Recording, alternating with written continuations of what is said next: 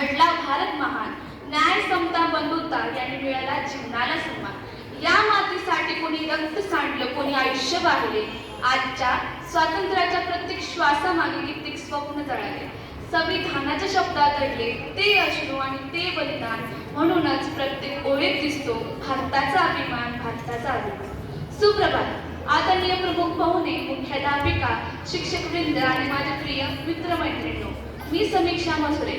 आज आपण इथे एक अत्यंत पवित्र आणि अभिमानाचा दिवस साजरा करण्यासाठी एकत्र आलो आहोत। 26 जानेवारी 1950 हा तो ऐतिहासिक दिवस ज्या दिवशी भारताने स्वतःचं संविधान स्वीकारलं आणि आपला देश खऱ्या अर्थाने लोकशाही प्रजासत्ताक झाला। भारताला स्वातंत्र्य 1947 रोजी मिळाले, पण न्याय कसा द्यायचा, सर्व नागरिकांना समान हक्क कसे द्यायचे हे सर्व सांगणारा ग्रंथ म्हणजे भारतीय संविधान। ह्या संविधानाचे प्रमुख शिल्पकार म्हणजेच डॉक्टर बाबासाहेब आंबेडकर, ज्यांनी हजारो तास अभ्यास करून जगातील सर्वात मोठे लिखित संविधान आपल्याला दिले।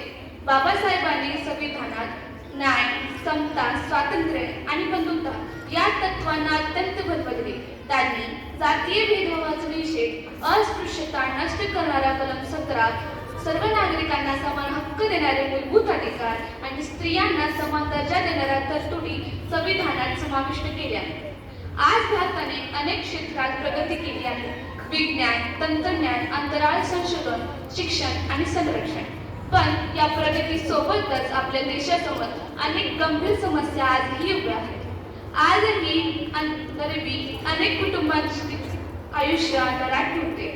2 वेळचे अन्न, शिक्षण आणि आरोग्यासाठी कित्येक नागरिक संघर्ष करीत आहेत। बेरोजगारीमुळे तरुणांची स्वप्न मोडत आहेत। भ्रष्टाचार ही समस्या तरुणांच्या मनात घाव घालते।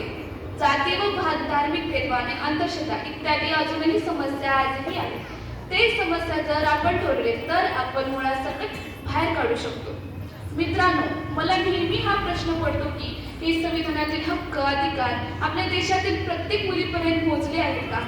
आजही कित्येक मुली जन्मापासूनच संघर्ष करीत आहेत, कधी शिक्षणासाठी, कधी सुरक्षिततेसाठी, तर कधी स्वतःचा आवाज उठवण्यासाठी। अनेक मुलींना आजही शिक्षण नाकारले जाते। बालविवाहाच्या ओझेखाली त्यांचे स्वप्न चिरडले जाते। लैंगिक अत्याचार हा केवळ एका महिलेवर झालेला अन्याय नाही, तर तो संपूर्ण समाजावरचा कलंक आहे। मुलींना सुरक्षित वातावरण देणे, मुलांना योग्य संस्कार देणे आणि अन्यायाविरुद्ध आवाज उठवणे हीच आपली खरी जिम्मेदारी आहे। कायदे कडक असले तरी मानसिकतेत बदल झाला नाही तर आपली खरी प्रगती अशक्य आहे।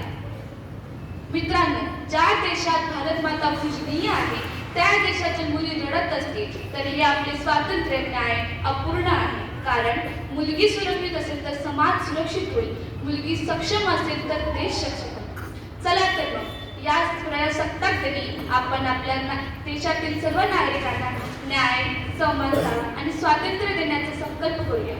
हा देश केवळ नकाशावरचा आकार नाही, तर तो आजच्या मायेइतका जवळचा आहे। काही शब्दात मावणारा नाही।